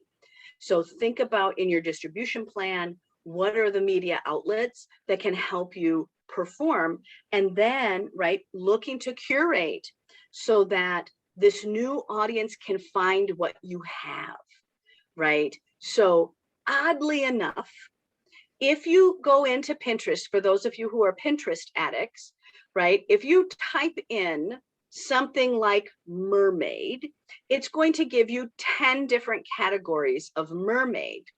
And then it's going to have this other magical twist in there.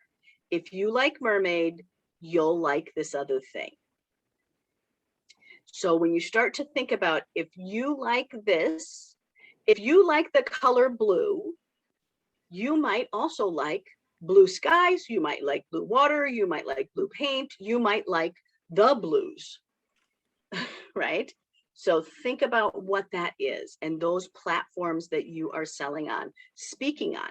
So if you are someone who's speaking or building a TikTok, you know, what you did on TikTok is now product that now can be transferred into both your old Facebook feed and onto your old YouTube feed.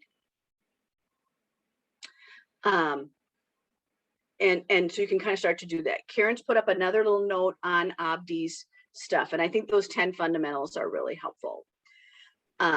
Marketing to just a holiday. For those of you who are looking to go, okay, Mickey, you gave me a whole bunch of information. Now, what am I going to do with it, right? Well, the information that we gave you was really specific, right? We're going to focus on these 3 items.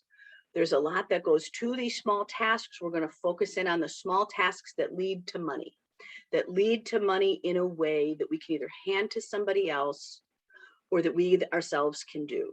And the first place for you to start that planning in, well, it's now September, but we are now on the march to holiday, right? So knowing what is your holiday messaging, what are your holiday partnerships, what are the buying opportunities that they're going to need to know later.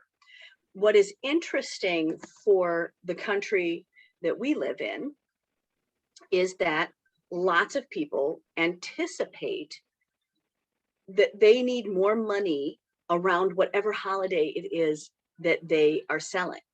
So while they're in the buying opportunity, not just for gifts, they're also in the buying opportunity for their ability to move forward in the world. So just as holidays are here, people are also taking in information on how they can make themselves better, how they can make the world better. So we see lots amount of giving. We see lots of people taking on a diet and exercise program. We see a lot of people taking on lots and lots of things. So we are in the march down to what are we planning for next year? This is why we would prep someone during this 4th quarter to be able to say, and here's what we're going to start planning in the 2nd quarter of next year. Make sure you have enough time. So 4th quarter for you, you should really be ready to understand what is the new product that you're going to have out. What is that going to look like, right? And Andrew's got another point in there for you around birthdays, about just a birthday text, right? Just texting your main partners on what they have. But around the money in the till, this is where I want you to focus, is really understanding that your 4th quarter messaging is critical. So when you are looking at what you're putting on to that, when we go back to those annual tasks, so I'm going to go back to that.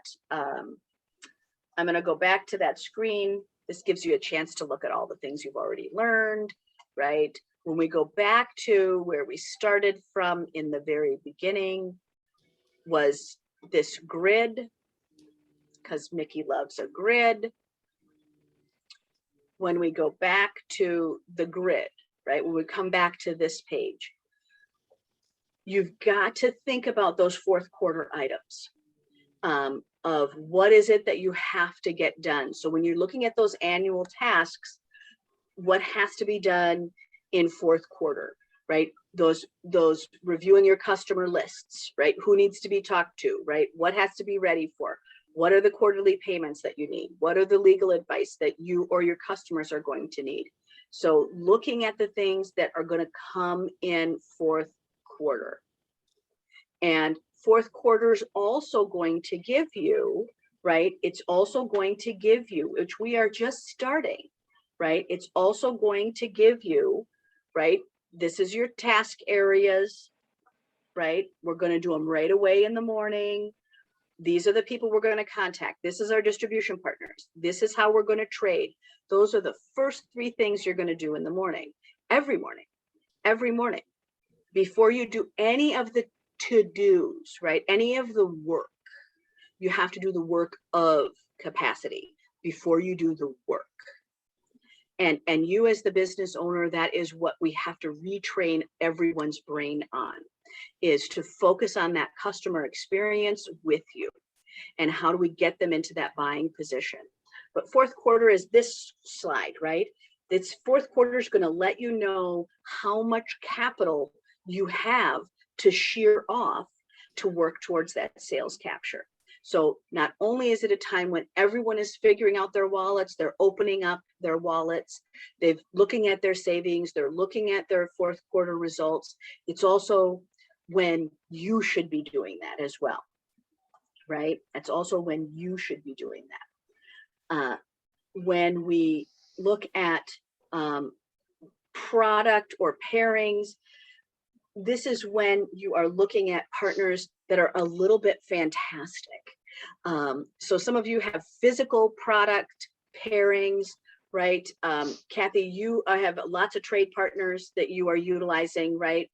What is that name brand? It's a big one. It's a big one. It's a big one.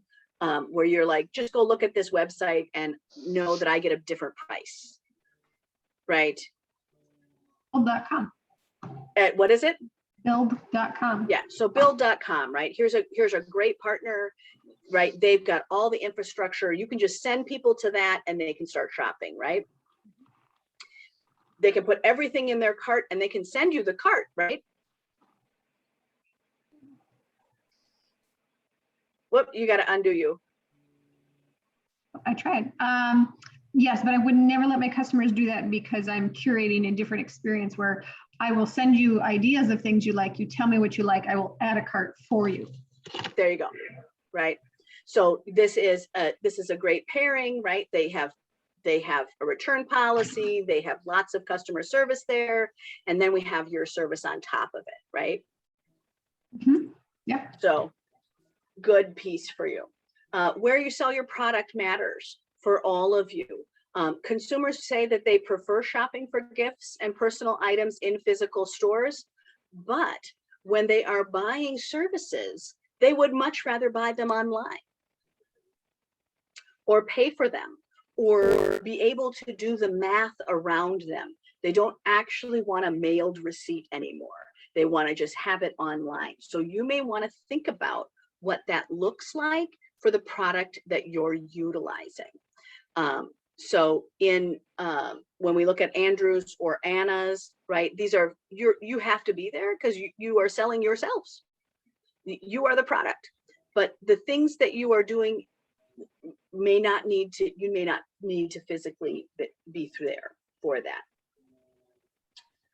that. So this is my homework assignment for you, is to really start looking at how you're using your time. And then really start walking through the door of the tools that you already have that are getting cash in the door. And then really start aligning on those three items on, right? Who are your brand partners? Who's going to hand you the contract? Who's going to buy from you again? And what they need to be able to have that buying experience, right? These are the three items that we showcase, right?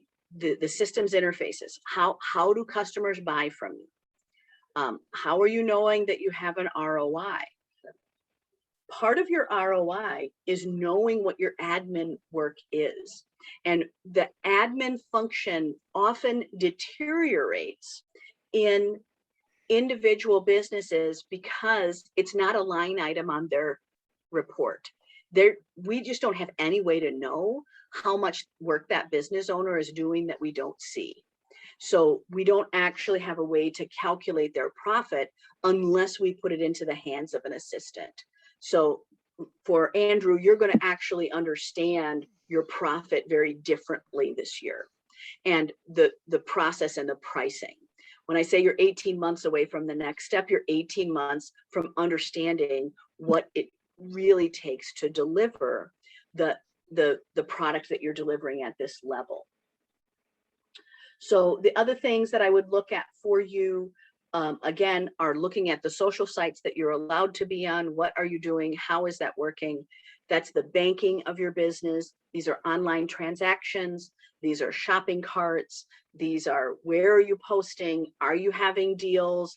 Are there specials? Do you have codes that have to be put into your website? You know, how are you doing these items? So when you're putting on your task list, I just want you to expand. What are the items that you're thinking about in how your customer can actually pay you, right? How can they buy from you? Okay, I'm going to stop my share and I'm going to smile at you with my big smile face, and open it up. Tell me what was critical. Was this helpful? Is the first question. I got some thumbs up. I got some yes. It looks like a lot of people are stunned. Give me, I'll just start calling them out as we go. What are you going to take away? What's the most important item that you have to take away from today? Janet, I'll start with you. All Andrew, right, I knew it. So you said start your day with the business growing, capacity growing tasks when your brain is fresh. I like that. I just jump to doing the stuff that I need to do. And then Right. You're never going to change or grow or become anything different. So, I mean, you need to do the stuff you need to do. But so I think it kind of blew my whole brain up of how to do a business. Right. How to do business. Okay. Did Kathy say she had to go? Yeah. Okay. Kathy's got to go to her next piece. VJ, what are you going to take away from today?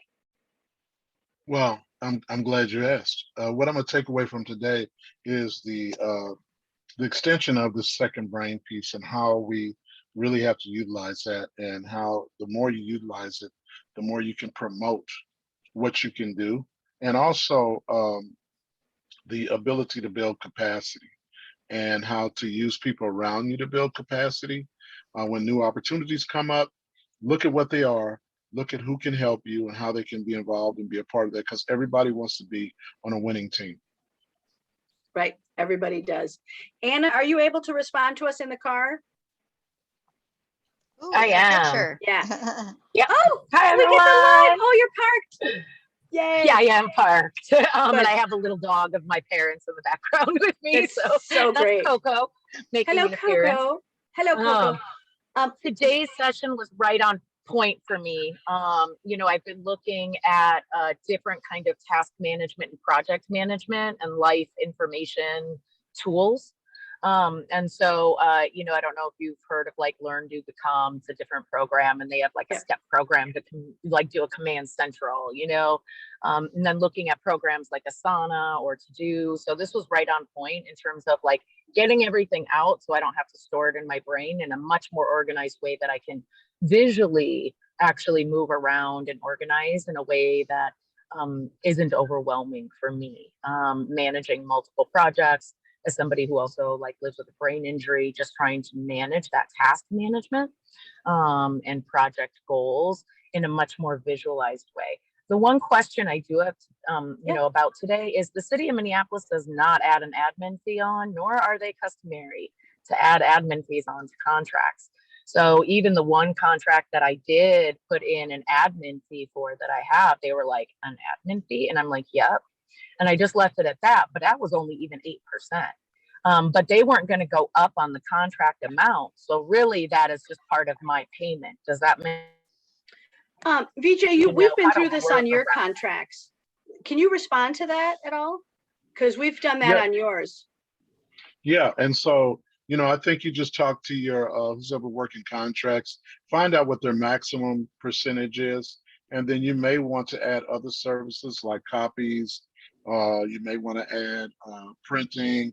You may want to add gas, mileage. You can add other things. So if your percentages don't go up to what you need, there's other things that you can add in that you actually do. Prep time, hours that you're prepping and all that stuff. That stuff is billable. So just find out what the maximum amount is that you can add in terms of that, and find out what other line items you can add in and just add those in. Yeah, I think was that helpful, Anna? Yeah, somewhat. And there's still like a lot of the contracts, they're not going to have an add-on amount that they're going to allow above the contract amount, if that makes sense. And so the Yes. city's just makes it extremely difficult. But I have built in like the suggestion for prep, right? So like I did my first contract that actually did have admin at all included Right. as a separate line item, and then also broke down all the prep time, the workshop time, workshop development prep time, the Yep. workshop delivery, and then also built in, and this was a suggestion from a colleague who does a lot of presenting and consulting, was actual direct contact hours to limit the times that they're calling me. And that was one thing that was extremely helpful. Anything over 15 minutes is included in the 10 hours you get outside of workshop delivery time with me. Yes. And so I Yes. can allot that too and be like, okay, so you're wanting to have more conversations than what our contract time is allowing. So then how can we address that if we're moving forward or keep it within those hours? Exactly. So thank you. Exactly. Can I respond to that? So one, we have other people that are billing. So I think you guys working together, you guys have a lot that you can work on together, because there's a lot of contracts that are going out there. And finding out what is billable. I love the way that you did the time. That was brilliant, of really focusing in on what is the contract of 10 hours mean, right? What does my time really mean, and what counts as that? When you are looking at the things that you are building, you have divergently different items that you are managing. And the visual, I think, is critical. Are you using a grid system? How are you managing all of the tasks that are open, all of the projects that are open, and where are they now? How do you do that now? So I had started using, I was using Panda Planner, which I have found extremely helpful for my own productivity. And so it's a product I really like. And then I was also using Rocketbook, which is a digital notebook. Yeah. And so I could upload and search my notes. But what I found was that those weren't enough. So now I'm just getting into setting up. I had set up in Microsoft To Do initially. And yesterday I just signed up for Asana and actually moving and creating everything. And I'm going to try Asana for like 6 months. And for me, there's different visualizations within that. So I can view it in just a task list, or I can view it by boards. I can view it by a calendar. So it gives me the widest variety of being able to look at that information, because that's what I need. And really what I need is just like this project, this project, this project, and this project. And then all of the subtasks, even if some of them are the same for each of them, I need them to be on each list. Absolutely. So that I can make sure I'm getting each one. And so for me, it's really here are my current projects, and then really just focusing on my next steps for my current projects. I haven't gotten to like what goals are yet, right? So just trying to get the information I have in here and in all of these various places into one spot. So that's the step I'm at right now, is creating that second brain of like, how can I hold this better and then reference it so I don't have to find it again. Right. And focusing in on what's the outcome, right? So I would add to that project of what is the project outcome and a timeline there. What I love about you moving digitally is it's going to give you the most opportunity for someone else to help you. It just gives you the moving digitally will really allow you to let someone else look at your process and help you define and refine, right? And to build in some of those squares. I think that's going to be a really, I'm excited to see what the next 6 months brings. Do you like those kinds of things? Do you like little squares and tasks? Oh, I wasn't sure if I was muted. So I like being able to check them off and know that it's done. Right. There's a different somatic connection for me of like physically writing it. That's also why I still am using the digital because the physical memory of writing it. But you know, being able to that like. Sorry, I just totally lost my train of thought. That's okay. But physically writing is a benefit to you, but being able to being able to digitally look at everything when I have capacity. That's the piece that it's like, I can do all the small next steps. I can break things down, you know, in my, you're very good at that. My notebooks or different things like that. But getting a bigger picture of like, how are the projects interacting with each other and how can I create a doable timeline that I don't get overwhelmed with? Because my thing is making sure I don't get to that overcapacity place and then start dropping the ball on things. Right. And so really wanting to like scale out, like scale, I guess for me, it's like a scale up, like I'm working on that real first like foundational base right now. Right. And that base, once you get that system in, your 6-month timeline is right on. It's right on to go. I'm going to try this system out for about 6 months. That's all you need to be able to know, is this going to actually help me maximize? So your timeline's right on. Okay. Let's see who else is here. Andrew, what are you taking away? Thanks, Anna. I didn't know what second brain is, so I'm going to do some reading on that and probably watch Karen's video on that. It's just something I just never encountered. So yes, the name that I gave you, I would start there first. So not just the link that Karen put in, but the one that I gave you, that's where I want you to start. That Ali. Yep. Abdi. Yep. Abdi is the critical. Yeah, that's the video I put up out there. Oh, it is. Okay. Yeah. Oh, I thought it was a different one that you put up there. There are several. Oh, well, yes. Yeah. Ali Abdal's is so, that's where everyone should start. Yeah, he's a little crazy, but it's okay. He is a little crazy. Aren't we all a little crazy though? Yeah. No, yeah. I'm over that. No, that's like I said, I'm not familiar with that term anymore. And then just like I said, just it's actually ironic. On Friday, you talk about capacity, especially with assistants. I'm just discovering what their capacity is, because what I tell my firm partners is the more I can push off my desk and put on their desk on it, the better, because again, that's creates more time for me to do really more revenue generating items. And because I've learned that I'm a pretty good revenue generator, and so I just need more time doing that, because and this is something again I consult my clients is that wants more time working on the business than in the business, because it's tough. You want to get business done, but it's like no, you're more important to grow the business and make it flourish than have someone else, than being bogged down on more menial tasks. So that's going to be a big item for me. And then lastly, when it comes to business, I can't wait to next year, is what Anna was mentioning. When it comes to contracts, I mean, I have up my hours. So like my minimum hourly rate when it comes to contract has gone up by about 50%. Well, now for next year, when I have to reset my hourly rate, I'm obviously going to have to increase my hourly rate just because I have more expenses. So that's going to be good. So, I mean, it'll be kind of nice having like, hey, I'm billing more hours, but now at a higher hourly rate, which would hopefully bring more revenue in. But, the amount of revenue I get back to people, that shouldn't be an issue at all. Right. So. Right. And there's a stat that you can start to offer to go, here was your revenue when we met you, and here's your revenue now.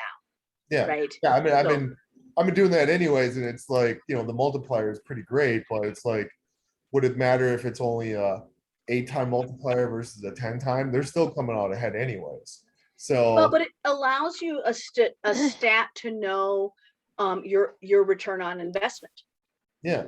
Well, like I make the joke with them. It's like, yeah, I think I could probably save you like 30 grand in taxes this year. I'm only charging you $3,000. I even make a joke like, I should be charging you more. And they kind of laugh about it, but it's like, I can still do the same thing. It's like, hey, I'm charging you $5 grand to save 30,000. They're like, you're still coming out ahead. You're still coming out really, really ahead. Yes. Yeah. But again, with my compliance breath, just make sure they're not behind me. I can't, I have to keep it. We can only adjust it on a year-by-year basis. So. Right. Great news. Okay. Is Rox still here, or did she have to bug out? She's not, I don't see her. Okay, I think she had to go. Let's go to, who did I miss? Janet Mills, what are you taking away? Oh, I Oh, didn't and Michelle after start. that. Yeah, Michelle, I did it. Oh. you missed Michelle. Michelle. My big thing is I was trying to decide whether to go back to notebooks and just have a ton of notebooks for different topics for the second brain. Yep. And I'm so clear now. I'm already keeping some of that digitally in my ClickUp system. Yes. Where I keep all my tasks. So I'm good on that. But somebody, I think maybe it was Anna, brought up the Rocket notebook, and those have been on my like wish list for a while, but I just didn't want to invest until I was sure I would use them. And I am very much that tactile, I've got note cards and stuff all over, but I think a Rocket notebook is a much more efficient, less wasteful way to jot those quick notes down, having a few of them, and then scanning them and putting them into my ClickUp system. Right. Anna, before you go, are you still here? Can you respond to the Rocket notebook thing? I think she's already gone. Oh yeah. Nope, Okay. I am here. I was just about to log out, and then I heard Rocket Book. So staying for an extra couple of minutes before my next meeting. So Rocket Book has they actually are they're the most affordable digital notebook system to try. So if you want to like try one, because there's way more like expensive, sophisticated systems, and I looked at those, but really for what I use it for, and what I have found is the most helpful is that I'm writing notes from a meeting, right? And I write that in one notebook, but then I'm in another location and I have another notebook, and I'm not taking pictures or scanning them into one location. So then I have to find all of my various notebooks. And so really, if the key is stick to that notebook, right? And just write your notes. And it doesn't matter if you're going to need the note for a day or for 10 years, you can still scan it. And then it stays in you can even put it in OneDrive or another drive. If you don't want to keep it in the Rocketbook app, you can get a transcript. So depending on how neat your handwriting is, it will also put it into text, into type for you. It will you can learn little tricks about like auto titling with double hashtags around it. So it makes it easy, especially for those just meetings that you're going to have a note. Like I found the task management, I still pull those out and type them in. I haven't found a great integrated system between a digital notebook that will format it in the way I need it formatted to go into the digital taskmaster task program. So that's only one of the drawbacks, but it's totally worth, even if you just do the little one to try it out. And I've had the same notebook for 3 years. I think it was like $30 on sale. Yeah, it wasn't, they're not that much. I mean, VJ, I think that's another tool for you. I think you would really benefit from that. And Kathy, you would probably really benefit from that as well. Where did you buy yours, Anna? I originally got mine, I think directly from Panda Planner website. They often, or sorry, not Panda Planner, but the Rocketbook website directly, I think is where, because they have like a sale. So sometimes they have a sale. They also have an Amazon store. So if you are a huge Amazoner, you can get it there, but there is an option to buy it directly from their website too. Great. Was that helpful, Michelle? Yeah. And I might have even got my first one at Target. Actually, it might have been the place that I found my first Rocketbook because I didn't know about it. And it was in a random section and I saw it. So that's where I got my first one. The second one I got directly from the site with a discount.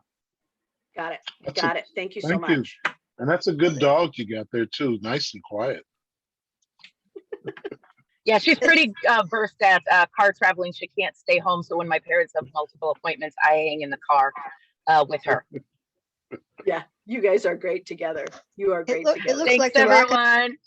Bye. Bye. It looks like the Rocketbook is super affordable. They're like $30. Yeah. Yeah. Yeah. I think everybody will enjoy those. And for $30, I can make a worse decision on just lunch. on right. Just lunch. Okay, well, I thank you. I honor you. So glad to have you in class today. Glad to see you. Any last questions for me before I sign off? What are you having for lunch? Is it under $30? Is it under $30? It was $30 yesterday. I'm having leftover pizza. I'm Where's it jealous. from? Yeah. Where from? Yeah. Where from? I ordered. So, do you guys ever have like when you are on, it shows you like what you did that day 12 years ago on Facebook. Yeah. So it up came a picture of my husband with a pizza. Oh, that giant pizza. That giant pizza. They had been running the North Shore. They had finished like day 2 or day 1 of 50 miles a day for 5 days to run the entire length of the North Shore. It was 12 years ago. They went down, had a full steak dinner, and then they ordered a giant pizza for dessert. They were so hungry.